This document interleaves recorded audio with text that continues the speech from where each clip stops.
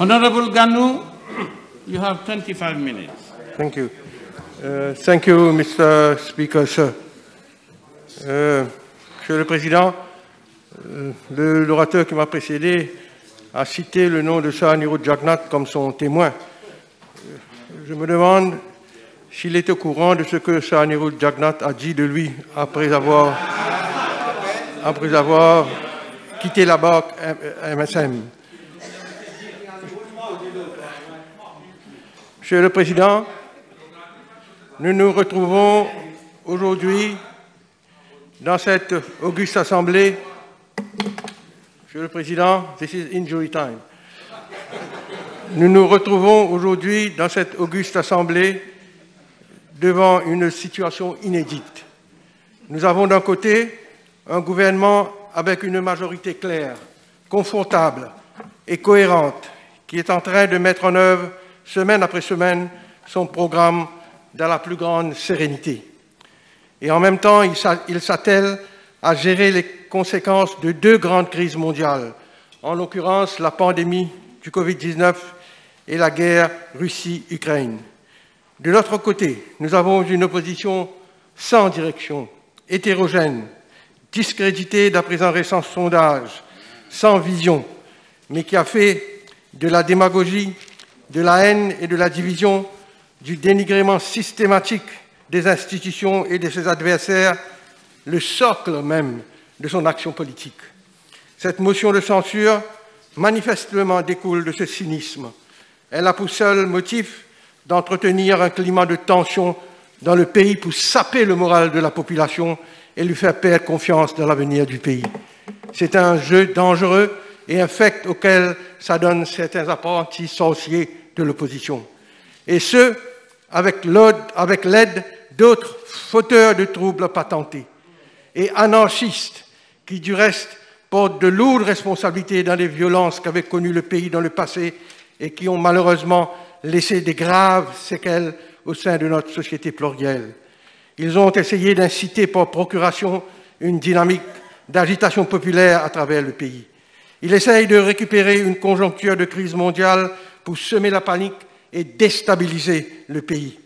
En vérité, comme ont dit quelques amis avant moi de ce côté de la Chambre, nous devrions remercier le leader de l'opposition qui, par le biais de cette motion, nous permet de rétablir la vérité sur beaucoup de sujets, sur ces faux procès, ces contres-vérités et d'autres attaques viles et mensongères. Dans le même souffle, cet exercice nous permet d'éclairer la population sur le contexte international extrêmement difficile et sans précédent et valoriser nos innombrables actions politiques visant à hisser le pays vers de nouveaux sommets. Monsieur le Président, ce gouvernement est pleinement conscient des difficultés que font face les ménages à faibles et moyens revenus face à la hausse du coût de la vie, conséquence des crises combinées du Covid et de la guerre en Europe. Mes collègues ministres et moi-même, sous le leadership du Premier ministre, nous restons fortement mobilisés à la fois sur les urgences et sur les grands enjeux de notre développement et du bien-être de la population. Nous sommes un gouvernement qui est à l'écoute de la population grâce à sa politique de proximité avec le peuple. Nous sommes avec le peuple.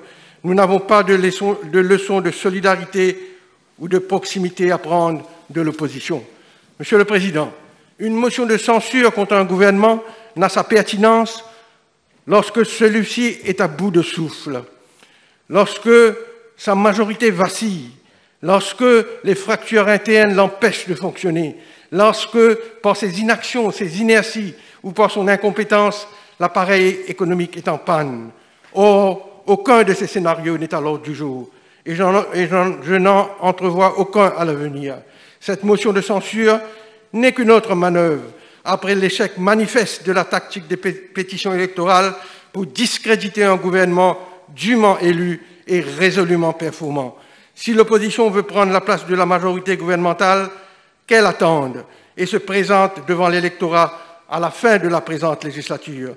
Il n'y a pas de raccourci malheureusement pour eux, sauf s'ils veulent transgresser ou dénaturer le processus démocratique. Qu'est-ce que l'opposition reproche à ce gouvernement, Monsieur le Président?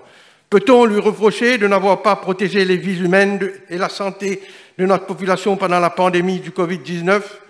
ou de n'avoir pas entrepris un programme de vaccination des plus ambitieux pour protéger la population contre le Covid et créer les conditions de reprise économique. J'ai avec moi le récent document de l'IMF, Monsieur le Président. Je cite quelques lignes. Mauritius is gradually recovering from the pandemic.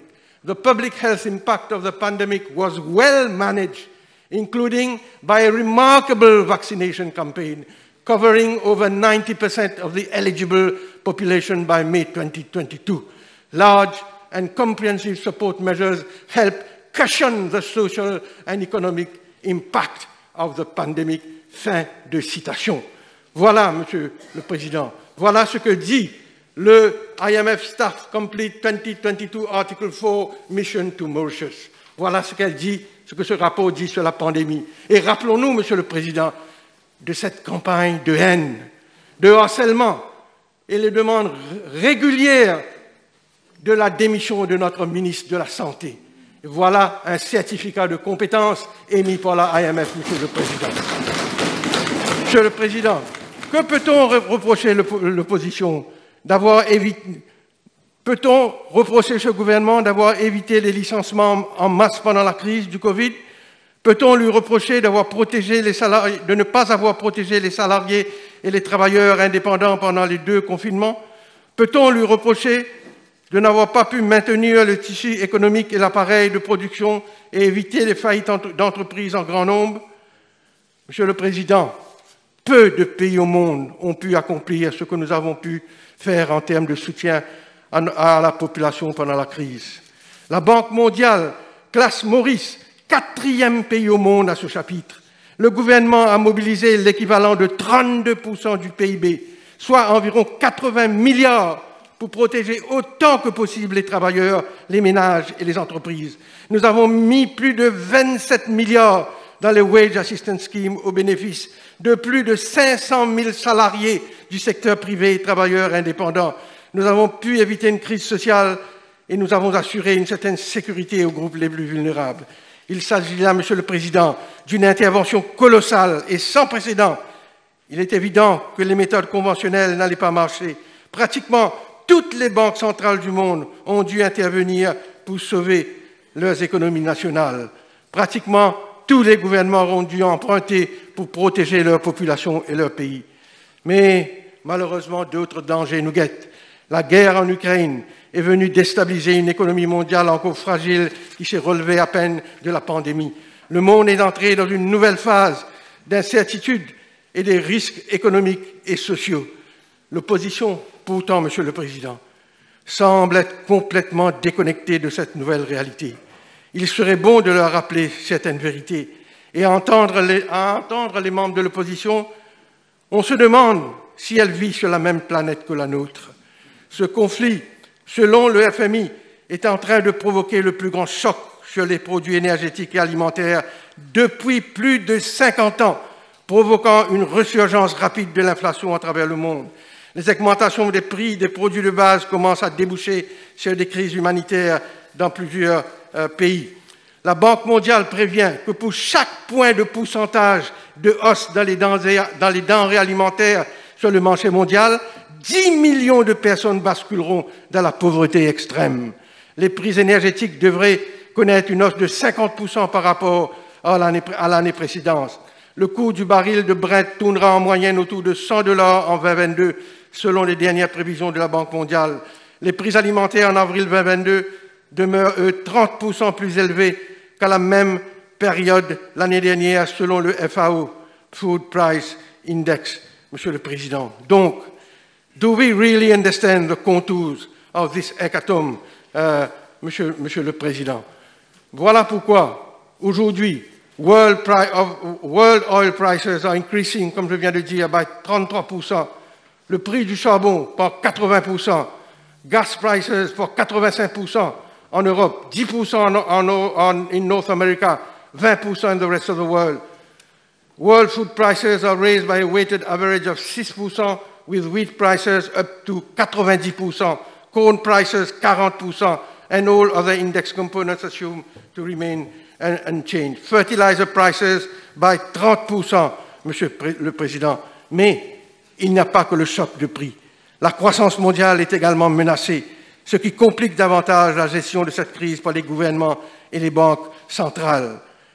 The effects of the war will propagate far and wide, adding to price pressures and exacerbating policy challenges, a affirmé le FMI dans une récente observation. Et Monsieur le Président, je n'ai pas parlé de la crise dans le container ship industry. Je n'ai pas parlé de la crise et la hausse de freight prices par faute de temps. Mais Monsieur le Président, la FMI que je viens de citer dit s'inquiéter que les perspectives de croissance s'assombrissent alors que l'inflation s'accélère.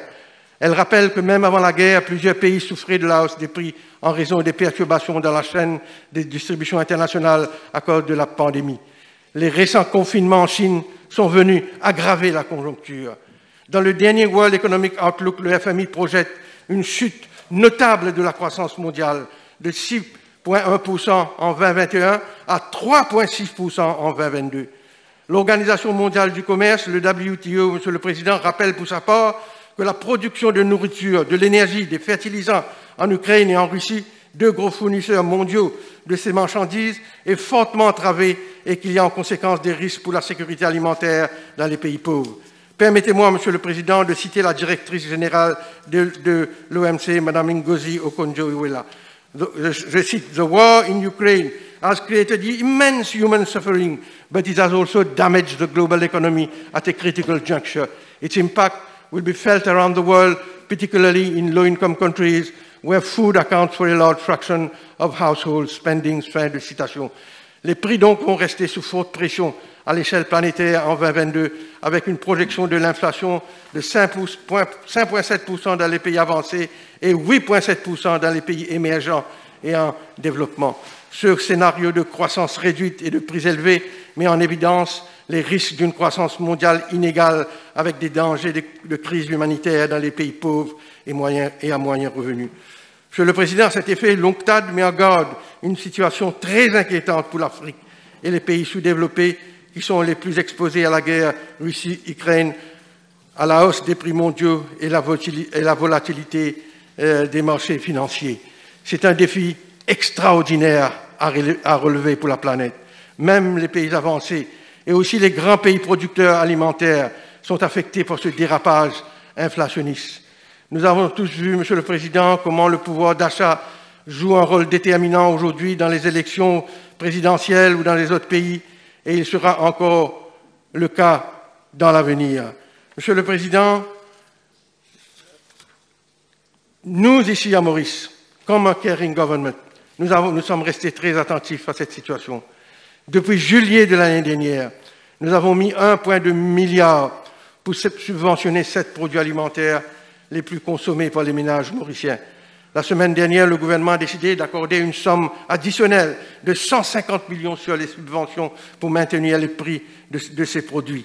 Dans le même souffle, le gouvernement a accordé une subvention additionnelle aux boulangeries pour qu'elles puissent maintenir le prix du pain maison à 2,60 € à l'unité. Par ailleurs, le Premier ministre a récemment annoncé que le markup sur 15 médicaments les plus consommés sont revus à la baisse pour qu'ils continuent à être accessibles à la population. Le gouvernement continue de travailler sur plusieurs pistes pour faire face à cette situation et protéger le pouvoir d'achat de ceux au bas de l'échelle. Monsieur le Président, il faut donc se rappeler que le gouvernement a pris des actions proactives pour soutenir le pouvoir d'achat de nos compatriotes. Nous avons décrété pour l'année 2022 une compensation salariale de 500 roupies pour les salariés qui touchent jusqu'à 13 000 roupies mensuellement et 400 roupies pour ceux qui touchent plus. Aucun gouvernement n'a fait autant pour combattre les inégalités sociales dans ce pays. Nous avons introduit la mesure historique du salaire minimum que nous avons augmenté, qui est aujourd'hui à 11 075 roupies, et aussi le negative income tax. Le gouvernement a augmenté la pension de vieillesse, comme nous le savons tous. Nous avons mis en place un programme d'accompagnement en faveur des familles en situation d'extrême précarité dans le cadre du Marshall Plan. Toutefois, Monsieur le Président, malgré tous ces efforts, il y a des hausses des prix qui sont inévitables. Les augmentations dans le prix du carburant nous ont obligés comme nous le savons tous, a procédé à une augmentation du ticket d'autobus et du métro. La dernière majoration du ticket d'autobus, comme je l'ai rappelé au Parlement mardi dernier, remonte à plus de 10 ans. Monsieur le Président, il m'est utile maintenant de revenir sur ce que l'opposition a dit sur toute cette question de the current pricing structure of petrol. Monsieur Ramphal, l'honorable Ramphal, a aussi fait mention de ce problème lors de son discours. Revenons sur les faits, Monsieur le Président. C'est vrai, there is a structure which determines, a price structure which determines the price of petroleum products. In fact, there are several levies, and indeed, one of them amounts to 4 roupies 20. C'est vrai dans ce price structure.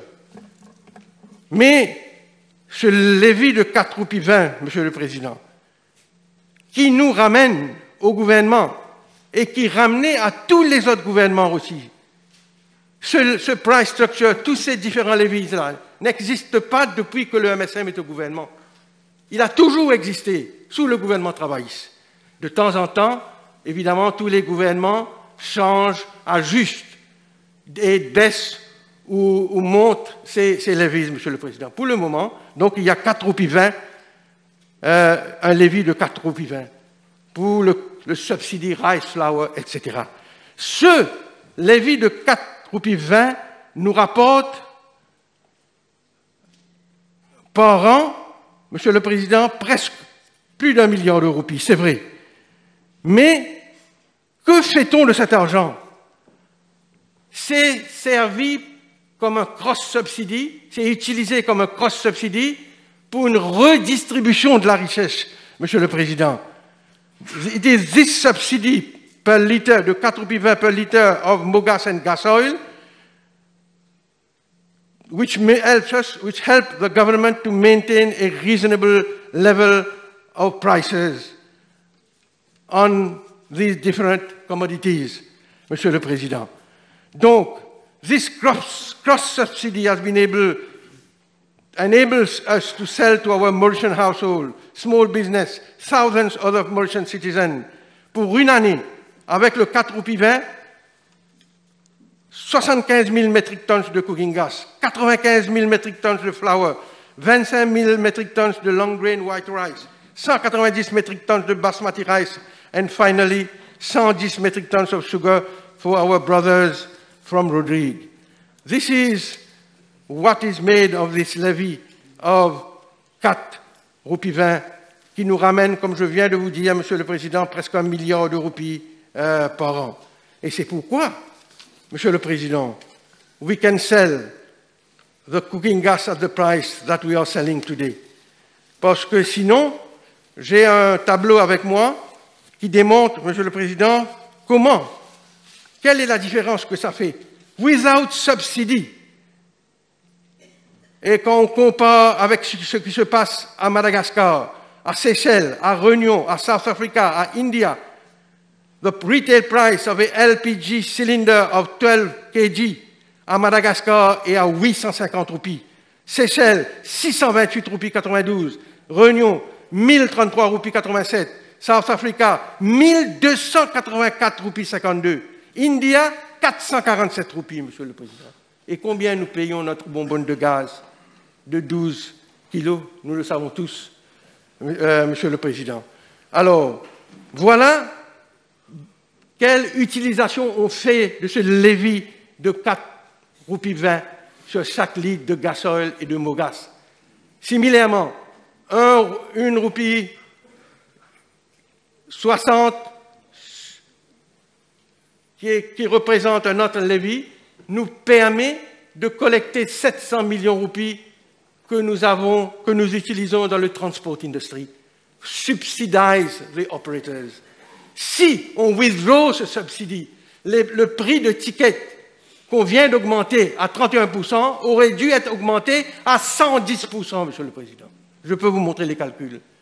Ces 700 millions qu'on collecte avec ce levier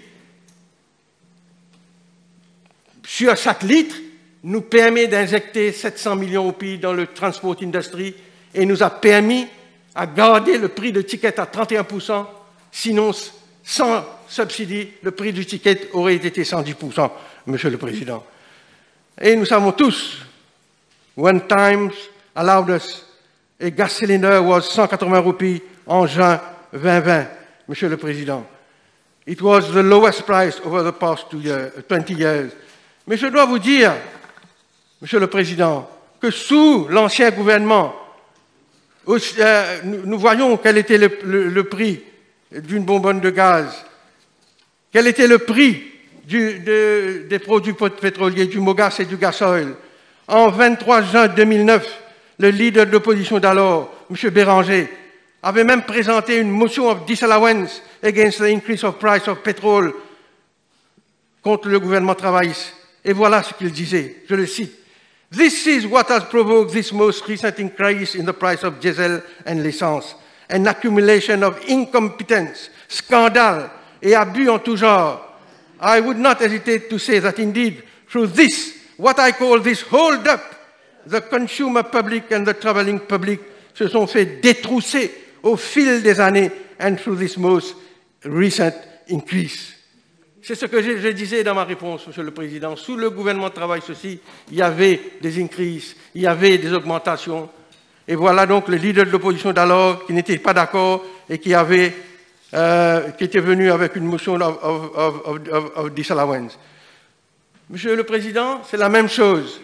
Le leader de l'opposition avait parlé. Pourquoi fallait-il mettre un levier pour les vaccins?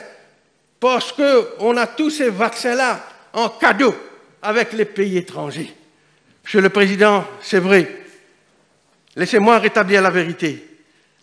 A total of 2 708 840 COVID-19 vaccines have been procured at the cost of 1.6 milliard rupees from the National COVID Vaccination Program Fund, which represent not only the cost of the vaccines, but also the freight charges, insurance costs, and other logistics. A levy of 2 rupees per litre on mogas and diesel has been introduced for the purchase of these vaccines. The vaccines procured are as follows: 100 800 doses Oxford AstraZeneca, 100 000 doses of Covishield, 200 000 doses of Covaxin, 1 500 000 doses of Sinopharm, 60 000 doses of Component 1 and 60 000 doses of Component 2 of Sputnik, 288 000 doses of Johnson Johnson, 400 000 doses of Pfizer vaccine. On a acheté tout ça, Monsieur le Président. On n'a pas eu cadeau.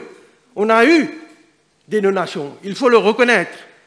Et nous sommes reconnaissants envers ces pays, envers l'Inde, envers la Chine, envers l'Afrique du Sud, envers le UAE, USA, France, UK, African Union, etc.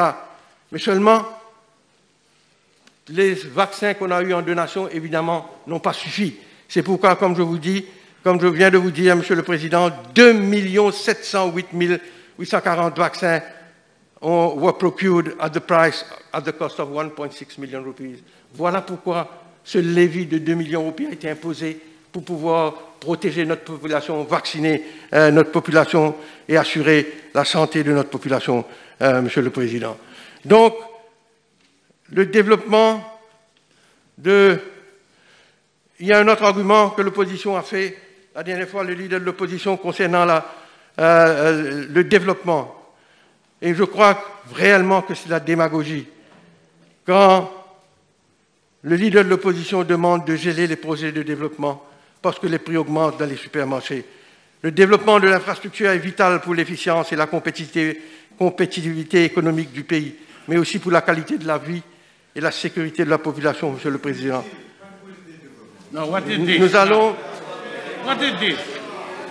Nous allons continuer à bâtir les capacités de notre pays, car elles sont essentielles pour assurer le progrès et le bien-être de la population. On n'arrête pas le développement lorsque nous avons un problème. Au contraire, il nous faut investir, générer plus de croissance et augmenter les revenus et le pouvoir d'achat des Mauriciens. L'investissement public, Monsieur le Président, répond aussi à une exigence de justice sociale. Bientôt, nous allons démarrer un des plus grands programmes de logement social jamais entrepris à Maurice, avec la construction de 12 000 maisons dans les différentes régions du pays. J'entends souvent, Monsieur le Président, l'opposition parler d'éléphants blancs. C'est ce qu'il disait. Certains partis politiques disaient, alors qu'on allait construire le Cyber City, vous allez vous rappeler, dans les années 2000 à 2005, Monsieur le Président.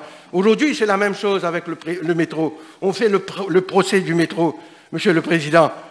Quatre-Beaune, Phoenix, qu'on vient d'inaugurer dimanche, nous rapporte déjà 3 500 passagers chaque jour, Monsieur le Président. 23% en plus de Quatre-Beaune à Phoenix, déjà, d'après les surveys préliminaires qu'on a fait. Donc, le métro n'est pas un failure. Au contraire, Monsieur le Président, c'est une réalité aujourd'hui dans notre paysage du transport, dans notre écosystème à Maurice. Idem pour le programme de décongestion routière. Mon ami, le ministre Euriram vient d'en parler, Monsieur le Président. Pour moi, aujourd'hui, ce qu'on assiste, c'est la démagogie dans toute sa splendeur. Cette opposition persiste et signe, malgré ce sondage, pourtant par un groupe de presse, pourtant acquis à sa cause. Et ces sondages prévoient la déroute inévitable de l'opposition aux prochaines élections. Nous sommes nullement perturbés par les tentatives de déstabilisation de l'opposition. Du reste, toutes ces tentatives ont échoué, l'une après l'autre. Nous allons continuer à œuvrer dans la sérénité, Monsieur le Président. Mais avant de terminer, je ne peux m'empêcher de dénoncer le caractère antipatriotique et grotesque de cette motion de censure. Antipatriotique parce que voilà une opposition qui, alors que ce gouvernement, affligé par des compounding crises sans précédent, Monsieur le Président, à l'époque, pendant le gouvernement MSM 2000-2005, on parlait de situation économique urgente. En urgence. L'honorable Sitanen parlait, quand il était ministre des Finances, des triple chocs. Mais aujourd'hui, ce que nous assistons dans le monde, et comme je viens de le décrire, est sans précédent. Voilà qu'un gouvernement affligé par ces crises, qui marche sur une corde raide, qui s'implique, Monsieur le Président, pour garder les grands équilibres, pour faire de l'acrobatie économique. Voilà une opposition qui choisit de nous tirer une balle dans le dos. C'est ça, cette motion de censure. Je vous parlais de grotesque. Grotesque parce que cette opposition qui prétend réclamer la démission du gouvernement ne pèse pas plus de 7% dans les meilleurs des cas, d'après le sondage. Le Premier ministre préféré de la population reste Pravin Kumar Jagnnath, d'après le sondage, Monsieur le Président. Et avec